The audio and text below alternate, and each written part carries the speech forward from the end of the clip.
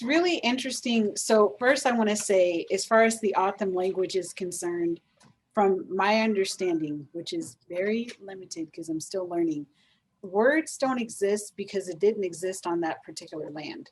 I just want to make sure I clarify that for anyone that's like listening, like, wait a minute, what did she just say? It's because there's no need to talk about, I'll just say for an example, like snow, if it didn't snow. Like that means there's not a word for that because it didn't snow in that area. But it doesn't mean it doesn't exist. It just didn't exist there.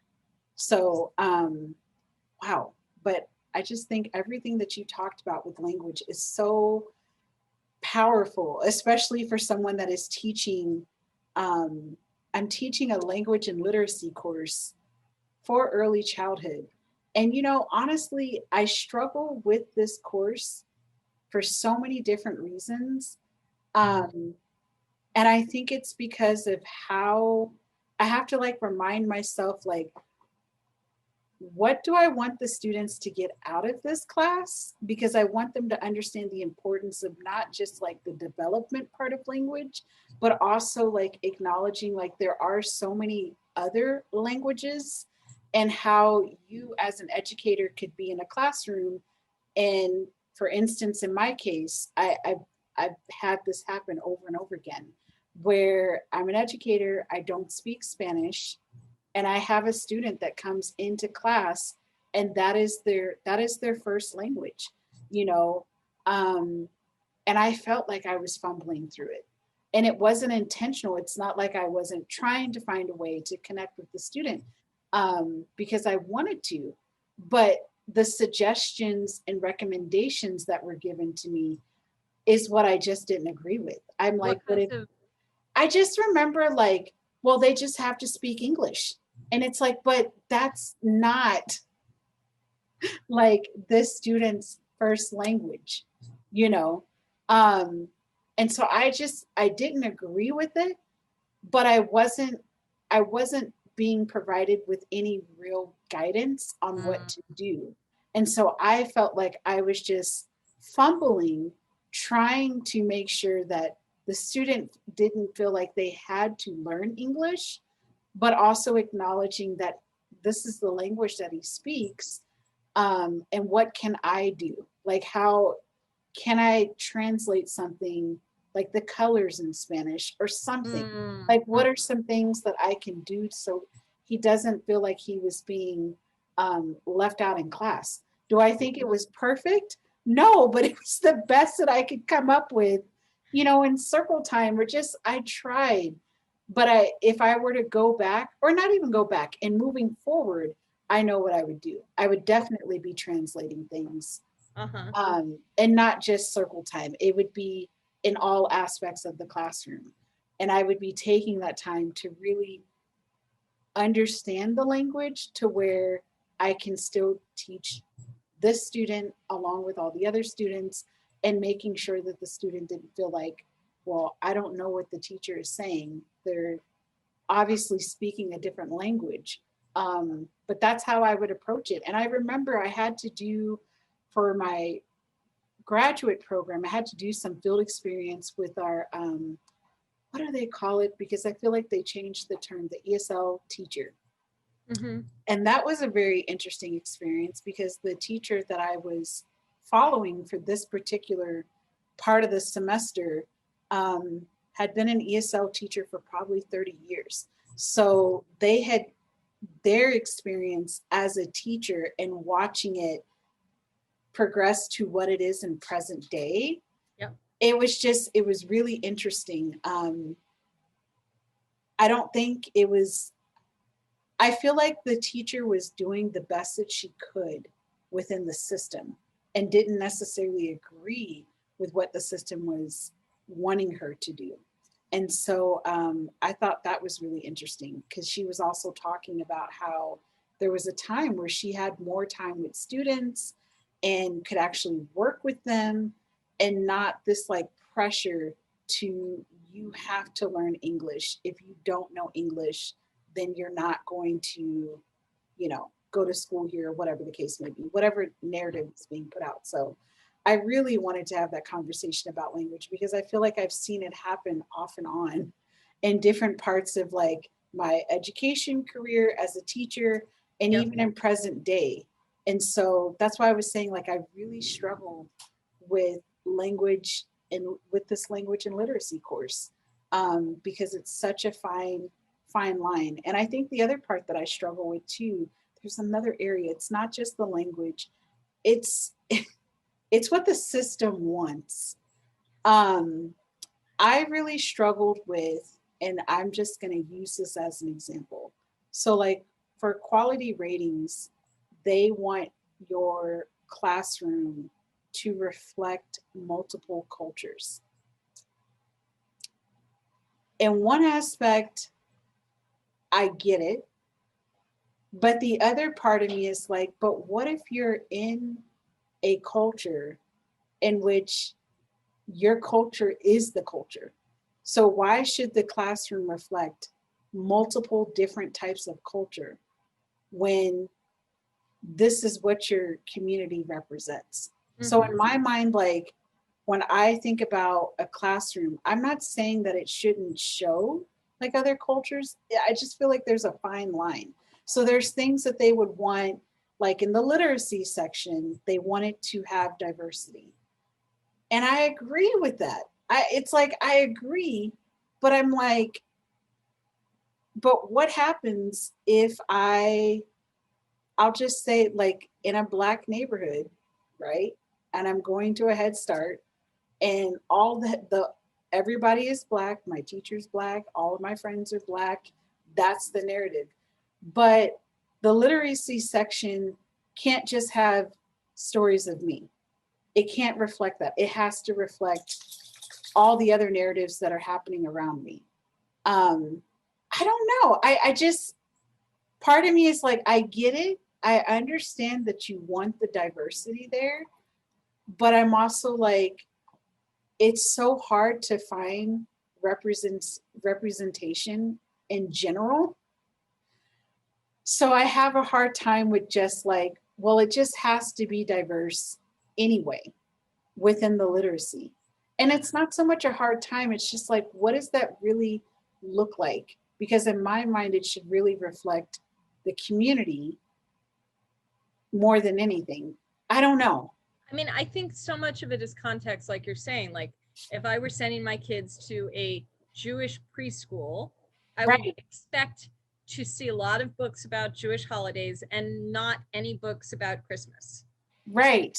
You know, like, it's whereas just, if I'm sending my kids to a non-religious or religiously affiliated preschool, I would expect everything from Jewish holidays to, you know, Muslim holidays to Christian holidays to, you know, Buddhist holiday, you know, like I would expect the whole spectrum, because if you know, depending on the kind of community you have, you don't know who's coming through the door. So like it's so much of it depends on context and availability and what the point is. Like if you're in a, you know, if you're working on developing a sense of sort of internal pride early on, then you want a lot of inspirational books with, you know, in your Head Start of Black kids that are going off to do incredible things. Right. You don't need, you know, you want books about Barack Obama, not George Washington at the beginning, right? Because this is early on. This isn't history. This is about that sort of who we are. I would say that though that there's a couple places, and again, this is context, which is making sure you know who is in the room, because we do live in a multicultural, multiracial society. So, you know, so say take this Head Start, just because even all the kids are Black doesn't mean some of them aren't Jewish or some of them aren't Muslim. Yes. Some of them aren't Christian. So maybe that's where you start with the diversity, because you don't know, or maybe they're multiracial in other ways. So the diversity involves books of kids who maybe, you know, who are multiracial, as opposed to a bunch of white kids that, you know, where they're segregated in the books. Right. Like, what is the context and what are you trying to teach, and who do you want to make sure you don't feels excluded? Because multiracial kids can feel excluded in both, you know, in both sets of cultures that their families are from. So the more that you can do to make every kid feel included, and that also takes being able to spend the time to know who those children are, each year, Yes. right? Like, so, Yes. because you can't read a book by its cover, right? So you can't assume that just because they look a certain way that they're, that they're not, any other thing, or that their parents aren't, what is their family configuration? What is there's so many ways diversity shows up, even when you're in a classroom of monotoned children, right? Yes. So that's the first thing that I would say. The second thing I would say to that is to again look at who is what is the relationship of the group to the dominant culture, right? So in a classroom that is predominantly white children, you actually, I think, need to have that level of multiculturalism and diversity, because we have to do anything that we can do to interrupt, stories of white supremacy. So in a classroom of white children, the book about Barack Obama has a very different place, a reason and importance than in the classroom that's almost exclusively Black children, right? Right. And then I think that the third piece is, even once you've done that, you still have to look at the context of where you are. So you still, if it's a classroom, a Head Start classroom in Tucson, you still want a book about Otham people, because is the way to acknowledge that the land and the people that are there. So so I think it's like that kind of, like, again, what is the context? What is the purpose? And what are all the ways that diversity shows up? Is everyone hearing in the community? Do you need a book about, like, and then, you have a book about a deaf child, and you have a book about a queer family, and you have a book about, a kid who is learning about, a Jewish kid who's learning about, Ramadan from their Muslim friend, and vice versa, and then the committee comes in and you say, oh no, but I have all this diversity. And they say, but they're all, African-American looking kids. And you say, no, but this one is this, and this one is that. Right. What is it about that? Like their own game. Yes. See, it always ties back to the individual and the community. So that's I knew if I brought that question up, I knew it. I just knew it. So one of the last things that I want to, because we haven't gotten to this, what do you do in environmental ed, and how can, is there a way that people can connect with you and the work that you do? Yeah. So I'm the Interim Executive Director of Outdoors Empowered Network, and it's a membership organization, and we have members around the country who are working to provide access and inclusion into the outdoors, and especially like outdoor adventure activities. So camping and hiking and backpacking.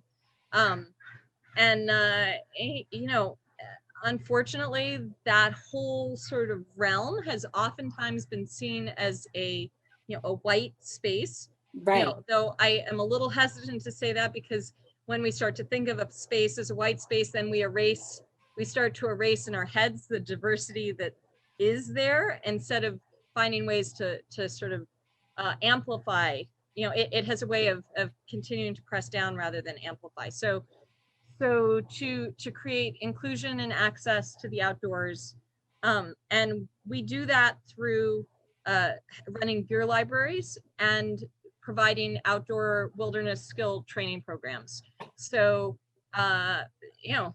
gear can get really expensive to start out with. A good sleeping bag can be $100, $200. A tent can be a couple $100s. And so even though I have gear that's lasted me for 30 years, since I started collecting as a kid, literally, and now I can take my family camping, and it doesn't cost anything more than the gas in the car and the permit at the campsite, if it's a permitted campsite like that. That's not how it started. And so if you're really trying to get people to break into the outdoors, having a way to ameliorate the cost barrier, at least at first, can be really, really, really important. And you know, just you know, for everybody, because Yes. it can get expensive. Yes. And so gear libraries allow for us to lend gear out to classrooms, to families, to, you know, just really a whole variety of folks wanting to get outside. All of our programs are youth centered, so you have to be, usually you have to be connected in some way to people who are working with or educating young people. You know, so, and then the training programs, because you don't want to send someone off with a sleeping bag in a tent and not show them how to pick it up, but put it together. You know, Yes. so like, you know, and just anywhere, like if you've never been camping, you want to know, like, these, you know, make sure you drink water. These are some of the other, you know, don't stick your hand into a you know, in Arizona, don't stick your hand into a pile of boulders because there are rattlesnakes. Right. Right. You know, what are some of the basic things? You know, don't take a selfie looking away from the Grand Canyon. That's not a good idea. Right. You know, like, just what are, you know, be mindful of, you know, you see all these, like, you know, hear things like, especially in Yellowstone, people trying to take selfies with the buffalo, which are like these huge animals. And, you know, No. it's not a good thing. So I'm going to be like this far away, but it's not a selfie, and probably in a safe space. So the buffalo is not going to get to me. So just skills training, some of it's common sense. You know, I think that our focus has really been around training educators to take classrooms out, because that gets a lot of kids out, a lot of kids excited. You know, teachers, you know, in particular, if it's hard enough to get a gear library set up for your family, or Right. at like a gear closet so that everybody can go camping in your family, to take 30 kids camping, if you want to go on a camping trip, you know, as like a, you know, a science class or something in middle school, you know, I mean, that's a lot of gear. And like, you know, Yeah. a lot of school districts don't have those resources to have. So if there's a local gear library, the teacher can train and, you know, and get what they need skills wise to take their kids out safely, and then have all the gear. Oftentimes we lend for free, you know, depending on the need and who it is. And, you know, and it's just, I think one of the things I like about it the most, and this was true for me too, is that so often as you grow up, you know, especially if your family doesn't camp, the way that you learn how to go outside is by being removed from your family, taken out of community. You have this crazy experience and you come back and nobody knows what you're talking about or any of the Right. things that you learned. And so the idea of really having a gear library be community based is that the whole community becomes engaged in learning how to go camping. So if you go camping with Yes. all of your friends, then, you know, then it's not something that differentiates you. It's actually a shared experience, a shared opportunity. Right. And so that's I think one of the things about our program that's unique, and I think in the long run actually creates the most change in terms of people feeling like the outdoors and nature connection is available to them. Yes.